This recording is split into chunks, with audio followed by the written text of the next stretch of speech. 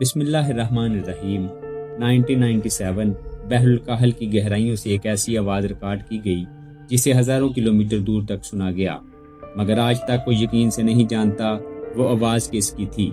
اس پراسرار آواز کو سائنسدانوں نے نام دیا دی بلوم۔ شروع میں ماہرین کو لگا شاید کسی دیو ہیکل سمندری مخلوق نے یہ آواز پیدا کی ہو، کیونکہ اس کی شدت کسی بھی معلوم جانور سے کہیں زیادہ تھی۔ کچھ لوگوں نے کہا شاید یہ کسی ایسی مخلوق کی آواز تھی جو آج تک انسانوں کی نظروں سے اوجھل ہے۔